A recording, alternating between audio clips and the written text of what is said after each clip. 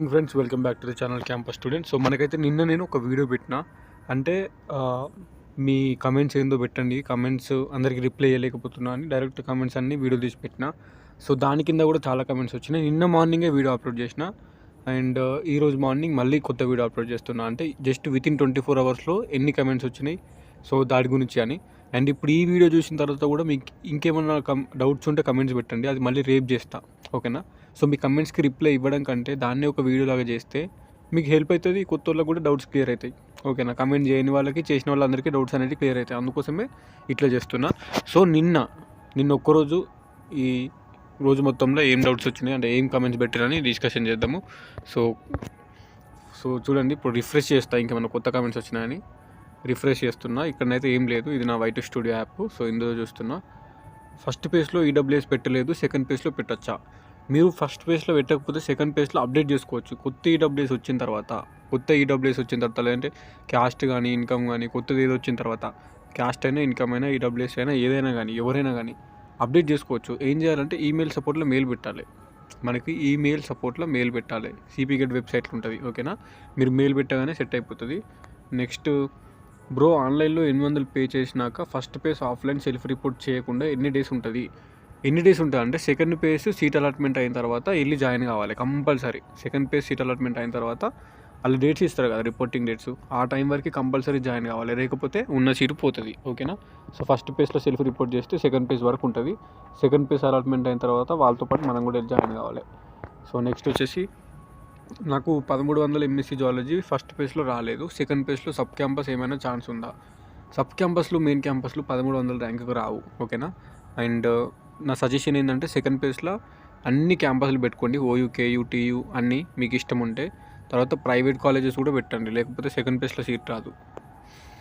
So next వచ్చేసి first పేజ్లో seat వచ్చింది, ప్రైవేట్ కాలేజ్లో స్కాలర్షిప్ రాలేదు, 33,000 కట్టాను. ఇప్పుడు సెకండ్ పేజ్లో వేరే కాలేజ్లో సీట్ వస్తే ఆ మనీ రిటర్న్ వస్తాయా లేకుంటే మళ్ళీ పే చేయాలా?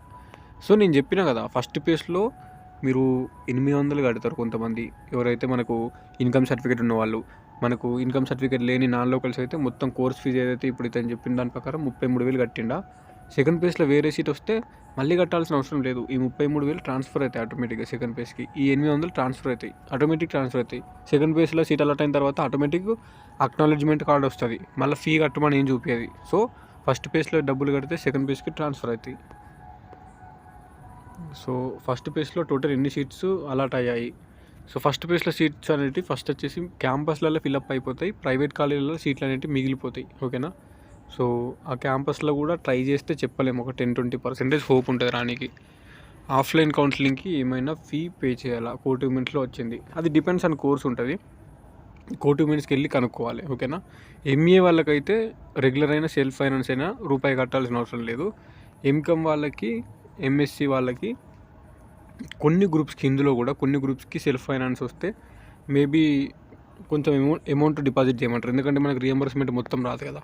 20,000 రియంబర్స్మెంట్ వస్తుంది, 20,000 ప్లస్ వస్తుంది. సో మిగిలినది కొన్ని కోర్సెస్ ఫీజు 30,000, 35,000 ఉంటాయి కదా, అందుకోసమే మనని ముందే డబ్బులు అడుగుతారు. సో అది కోర్టు మెన్స్కి వెళ్తేనే తెలుస్తుంది. నెక్స్ట్ వచ్చేసి సో ఇక్కడ చూసుకోండి, ఫస్ట్ పేజ్లో సెల్ఫ్ రిపోర్ట్ 800 మనీ కట్ అయ్యాయి, బట్ అక్నాలెడ్జ్మెంట్ రాలేదు బ్రో.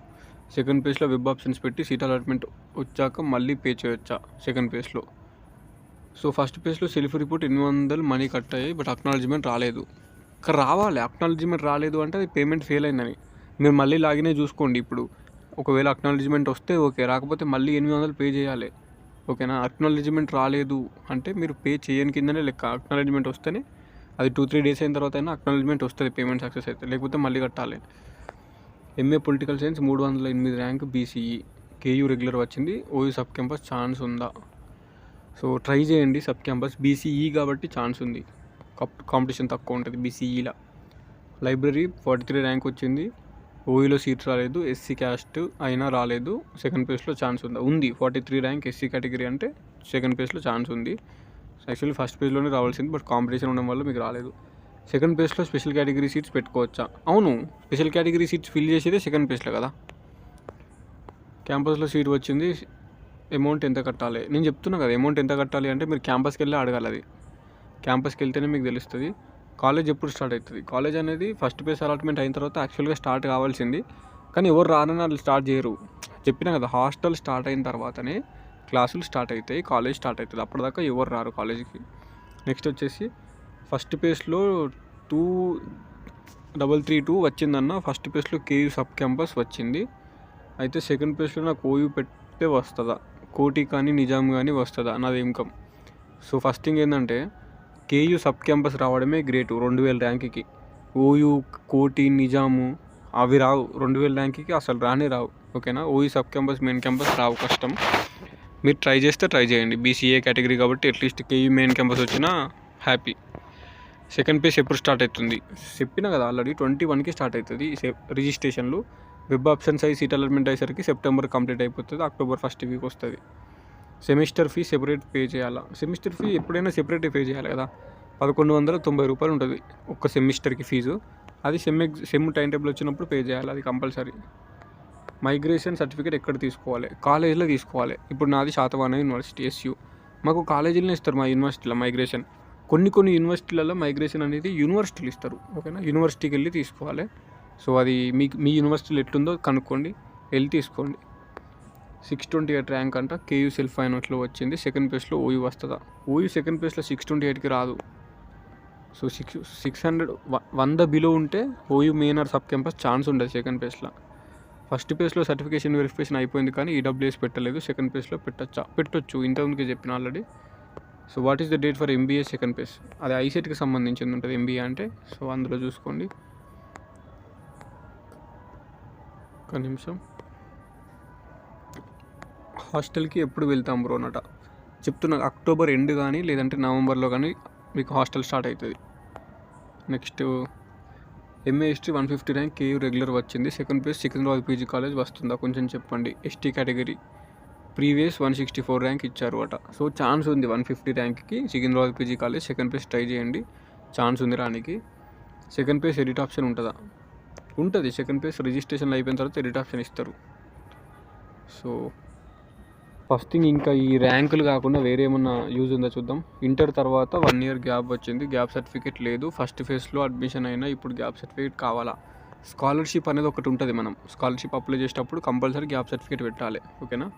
హాస్టల్లో డిస్టెన్స్ సర్టిఫికేట్ కావాలా? మా టైంకి అయితే డిస్టెన్స్ సర్టిఫికేట్ అవసరం లేదు, మమ్మల్ని అయితే ఎవరు అడగలేరు. సో డిస్టెన్స్ సర్టిఫికేట్ ప్రస్తుతానికి దాని గురించి ఏం అడగకండి, అది అవసరం లేదు. ఓకేనా. సో మా టైంలో అడగలేరు, మా జూనియర్స్ కూడా అడగలేరు. ఇట్స్ క్లియర్ అన్న, ఇదే కంటిన్యూ చేయండి, బాగుంది. ఫస్ట్ పేజ్లో సరోజినీ నాయుడు నాంపల్లిలో వచ్చింది 95 ర్యాంక్. ఎంఎస్సీ న్యూట్రిషన్ డైరెక్టిక్స్ వచ్చింది. సెకండ్ పేజ్లో టీఎంవీ వచ్చే ఛాన్స్ ఉందా? 95 అంటే మంచి ర్యాంకు, మీకు ఫస్ట్ పేజ్లోనే టీఎంవీ రావాలి, ట్రై చేయండి. సెకండ్ పేజ్ రానికి ఛాన్స్ ఉంది. కస్టోడియన్ సర్టిఫికేట్ ఇస్తలేరు అన్న, మళ్ళీ మా ప్రిన్సిపల్ 23rdకి ఇస్తా అన్నాడు. టీసీ స్కాన్ కాపీ ఫోన్లో ఉందన్న, కస్టోడియన్ ఇవ్వకున్నా ఫోన్లో ఉన్న టీసీ చూపిస్తే ఓకేనా? మీరు ఫోన్లో టీసీ ఉంది కాదు, ఆఫ్లైన్లో టీసీ సబ్మిట్ చేయాలి. అది సెకండ్ పేజ్ అలాట్మెంట్ అయిన తర్వాత, అప్పటి వరకు ఛాన్స్ ఉంటుంది మనకి. ఓకేనా. సో కంపల్సరీ టీసీ అనేది సెకండ్ పేజ్లో సబ్మిట్ చేయాలి అలాట్మెంట్ అయిన తర్వాత, అప్పటి వరకు. సో లేకపోతే ప్రాబ్లం అవుతుంది మీకే. సెకండ్ పేజ్లో యూనివర్సిటీలో వచ్చే ఛాన్స్ ఉందా? చెప్పినా కదా, సెకండ్ పేజ్లో 10% ఛాన్స్ ఉంటుంది అంతే. ఎవరైనా ఆ సీట్ వచ్చిన వాళ్ళు తప్పుకుంటేనే మనకి సెకండ్ పేజ్లో ఆ సీటు వేరే వాళ్ళతో ఫిల్ చేస్తారు. సెపరేట్గా సెకండ్ పేజ్ కోసమని మనకి సెపరేట్ సీట్స్ అనేవి ఉండవు. సో గ్యాప్ సర్టిఫికేట్ లేకపోతే స్కాలర్షిప్ రాదా అంటారు. సో ప్రాబ్లం అవుతుంది, స్కాలర్షిప్ పెండింగ్లో పడిపోతుంది. గ్యాప్ సర్టిఫికేట్ అనేది కంపల్సరీ పెట్టాలి. Next second page certification verification ఎప్పుడు చెప్పేసిన ఆల్రెడీ. సో అన్ని కామెంట్స్ అనేవి మీ ర్యాంకులు ఈ ర్యాంకు ఎక్కడ సీట్ వస్తుంది అని అడుగుతున్నారు. సో అది కాకుండా అందరికీ యూజ్ అయ్యేటి ఏమైనా ఉన్నాయో చూస్తా. ఫస్ట్ ఇయర్ ఎంఎస్సీ వాళ్ళకి హాస్టల్ ఎక్కడ ఇస్తారన్న, ఓయూ మెయిన్ క్యాంపస్ వాళ్ళకి. సో మీరు అలాట్ అయిపోయిన తర్వాతనే తెలుస్తుంది, ఇప్పటివరకు అది తెలీదు. సో ఇక్కడ చూడండి, 800 కట్టి సెల్ఫ్ రిపోర్ట్ ఇచ్చిన సెకండ్ పేజ్ సీట్ వస్తే ఫస్ట్ పేజ్ సీట్ క్యాన్సిల్ అవుతుందా? అవుతుంది. సెకండ్ పేజ్లో సీట్ వచ్చింది అంటే ఫస్ట్ పేజ్ సీట్ పోతుంది. నీకు ఫస్ట్ పేజ్ సీట్ ఎట్లుంటుంది, ఒకే పర్సన్కి 2 సీట్లు ఉన్నాయి. అయితే ఫస్ట్ పేజ్ సీట్ ఉండాలి, అయితే సెకండ్ పేజ్ సీట్ ఉండాలి. నీకు సెకండ్ పేజ్లో సీట్ వచ్చిందంటే ఫస్ట్ పేజ్ సీట్ క్యాన్సిల్ అవుతుంది. సెకండ్ పేజ్లో మంచి కాలేజ్ రాకపోతే ఫస్ట్ పేజ్లో జాయిన్ అవ్వచ్చా? నో, జాయిన్ కారాదు. ఇప్పుడు ఈ క్వశ్చన్ చూడండి, సెకండ్ పేజ్లో మంచి కాలేజ్ రాకపోతే ఫస్ట్ పేజ్లో జాయిన్ కావచ్చా? అసలు ఇది ఏం క్వశ్చన్? సెకండ్ పేజ్లో మంచి కాలేజ్ రాకపోవడం అనేది ఉండదు కదా. సెకండ్ పేజ్ వెబ్ ఆప్షన్స్లో మంచి కాలేజే పెడతావు నువ్వు. ఫస్ట్ పేజ్ కంటే మంచి కాలేజ్ చేసినా నువ్వు సెకండ్ పేజ్లో పెడతావు. నీకు నచ్చని కాలేజ్ ఎందుకు పెడతావు నువ్వు? సో ఆలోచించండి కొంచెమన్నా. మనము ఎట్లా ఇది ఈ కమెంట్స్ చూస్తే నాకు నవ్వు వస్తుంది.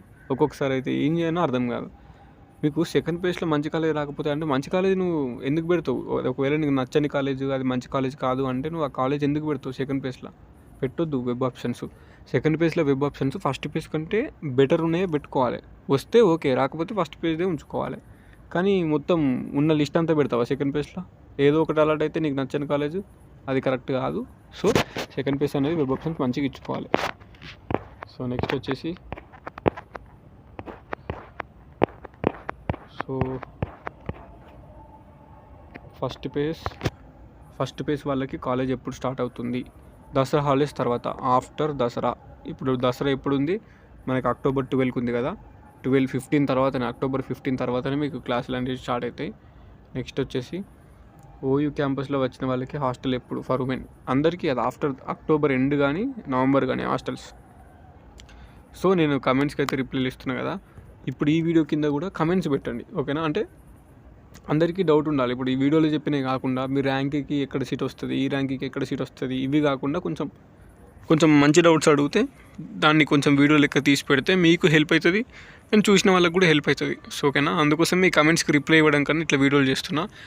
ఇప్పుడు ఈ కమెంట్స్ అన్నీ ఈరోజు వచ్చినాయి, ఓకేనా? ఇప్పుడు ఈ వీడియో పోస్ట్ చేసిన తర్వాత మీకు ఇంకేమైనా కొత్త డౌట్ ఉంటే ఈ వీడియోలో చెప్పండి, కామెంట్ చేయండి. మళ్ళీ రేపు కంపల్సరీ, ఈరోజు కాకుండా రేపు మళ్ళీ అది కరెక్ట్ డౌట్స్ ఉంటే మళ్ళీ వీడియో చేస్తా, అది మీకు హెల్ప్ అవుతుంది అని. సో అందుకోసమే ఈ డౌట్స్ గురించి వీడియో చేద్దామని చెప్తున్నా. సో ఎందుకంటే నిన్న పెట్టిన వీడియో సో ఈరోజు మార్నింగ్ అంటే 24 అవర్స్కే 2000+ మెంబర్స్ చూసారు. అంటే అది యూజ్ అవుతుంది, హెల్ప్ఫుల్ అవుతుంది అని దాని మీనింగ్. ఇప్పుడు ఈ వీడియో ఎన్ని మంది చూస్తారో నాకు తెలియదు కానీ చెప్తున్నా. సో అంతే. ఒకవేళ కంటిన్యూ చేయమంటే ఇప్పుడు ఈ వీడియో కింద వచ్చిన డౌట్స్ అన్ని రేపు మళ్ళీ చేస్తా వీడియో. ఇప్పుడు ఇది నైట్ ఎగ్జాక్ట్లీ ఎంత అవుతుంది చూడండి టైం, 12:52 AM. ఇక్కడ చూడండి 12:52 AM అవుతుంది. నేను ఫ్రీ అయిన తర్వాత, నా వర్క్ అంతా అయిపోయిన తర్వాత, నేను రూమ్కి వచ్చిన తర్వాత, తిన్న తర్వాత ఫ్రీ టైం వచ్చేసి ఈ టైం అయింది. ఇంత నైట్ 12:52కి రికార్డ్ చేస్తుండే. ఇప్పుడు ఇది అప్లోడ్ చేసేసరికి 1:30 అవుతుంది. నేను పడుకునేసరికి 2 అవుతుంది. మళ్ళీ మార్నింగ్ 8కి 9కి లేవాలి. సో ఇది నా షెడ్యూల్ ఇట్లున్నది. ఇప్పుడు ఈ వీడియో కోసం ఇంత నైట్ అవుతుంది. అందుకోసమే కొంచెం మంచి డౌట్స్ అడిగితే రేపు మళ్ళీ వీడియో చేస్తా, ఓకేనా? Anyway signing off. సో అంతే. This is your campus student. Doubts ఉంటే కమెంట్ చేయండి.